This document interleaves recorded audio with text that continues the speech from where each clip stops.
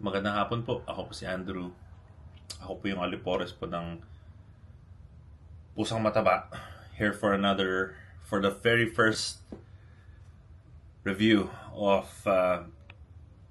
Aussie products. Let's have a look. We have, tingnan po natin. Tingnan po natin. Yan po ang review for today. Chocolate chip cookies. Sourdough ng Ben & Jerry's. Now, it's currently, ang ano po nito, it's about $5 sa Woolworths ko po siya nabili.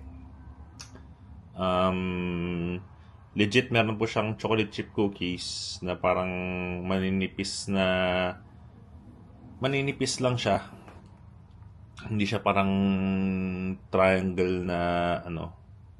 Tapos yung buo-buo niya is yung dough na parang hilaw na dough. So sa akin, yan yung brand niya. Okay naman.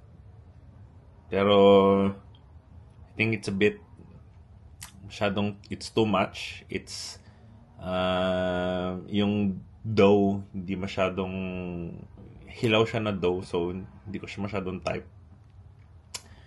Is it better than Selecta's Double Dutch or yung cookies and cream? I think so. Mas masarap yung Selecta na cookies and cream. I would give this one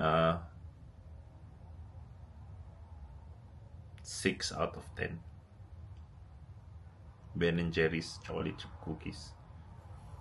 And sabi nga ng nanay ko it's overrated. Because it really is overrated. Thank you very much everyone. Bye.